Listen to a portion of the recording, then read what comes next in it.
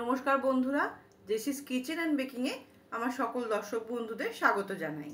আজকে করব শুধু পেঁয়াজ আর কাঁচা লঙ্কা আর কালো জিরে দিয়ে ভোলা মাছের ঝাল। যার জন্য আমি মাছগুলোকে ভালো করে ধুয়ে নিয়েছি। এবার এর মধ্যে দিয়ে দিচ্ছি অল্প একটু নুন, এই হাফ চামচ মতো, আর দিয়ে দিচ্ছি অল্প একটু হলুদ গুঁড়ো।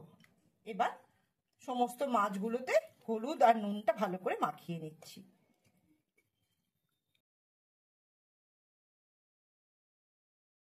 এই মাছটা করবার জন্য আমি একটা মাঝারি সাইজের পেঁয়াজ নিয়ে সেটাকে এরকম ছোট ছোট করে টুকরো টুকরো করে কেটে নিয়েছি, আর নিয়েছি দুটো কাঁচা লঙ্কা।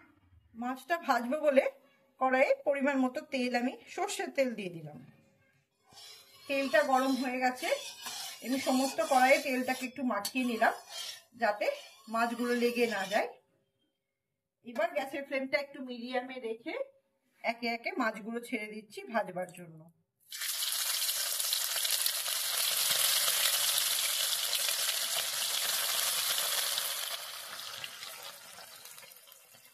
দু পিঠি এরকম লাল লাল করে ভালো করে ভেজে নিতে হবে। মাছগুলো ভাজা হয়ে গেলে ওই একই কড়াইয়ের মধ্যে দিয়ে দিচ্ছি আবার বড় চামচের 1 চামচ সর্ষের তেল। তেলটা গরম হয়ে গেলে দিয়ে দেব হাফ চামচ কালো জিরে। এই কালো জিরের গন্ধটা যখন বেরোচ্ছে, জাস্ট 10 সেকেন্ড মতো ভেজে ভাজা হয়ে গেলেই দিয়ে দেব কেটে রাখা পেঁয়াজগুলো।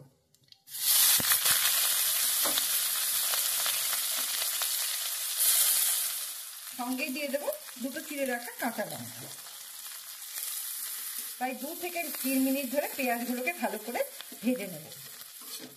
মিনিট 3 পেঁয়াজগুলো এরকম ভাজা হয়ে গেলে দিয়ে দেবো এর মধ্যে 1 চামচ হলুদ গুঁড়ো। হলুদ গুঁড়োটা জাস্ট মিশিয়ে নিয়েই এর মধ্যে ঢেলে দেবো জল।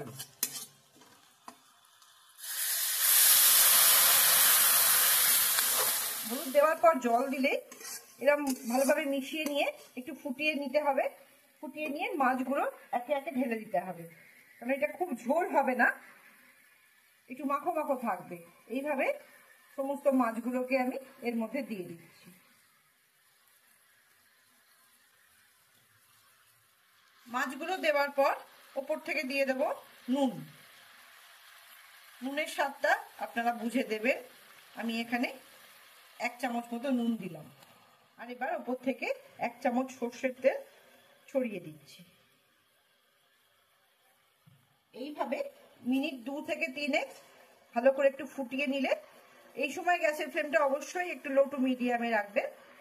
এইভাবে ফুটিয়ে নিলেই রেডি হয়ে যাবে মাছের ঝাল। কালো জিরে আর পেঁয়াজ দিয়ে কাঁচা লঙ্কা দিয়ে মাছের ঝাল। মাছের ঝাল তো আপনারা বিভিন্নভাবেই করে থাকেন, একবার এইভাবে ভোলা ভেটকির ঝাল করে দেখবেন, আশা করি ভালো লাগবে। একবার খেলে বারবার খেতে মনে হবে। ভিডিওটা ভালো লাগলে একটা লাইক দিয়ে শেয়ার করার জন্য অনুরোধ করব। আর যদি আমার চ্যানেলের নতুন বন্ধু হয়ে থাকেন তাহলে আমার চ্যানেলটি সাবস্ক্রাইব করার জন্য অনুরোধ রইল। 2 মিনিট ভালো করে এইভাবে ফুটিয়ে নিলে রেডি হয়ে যাবে ভোলা ভেটকির ঝাল। এবার গ্যাসের ফ্লেমটা আমি বন্ধ করে দিলাম। আগেই বলেছি এটা খুব ঝোল ঝোল হবে না, একটু মাখো মাখো হবে। শুকনো ভাতে, গরম ভাতে খেতে অপূর্ব লাগবে। তাহলে বন্ধুরা, আবার দেখা হবে অন্য কোনো রেসিপি নিয়ে। ভালো থাকবেন, সুস্থ থাকবেন, আনন্দে থাকবেন। ধন্যবাদ।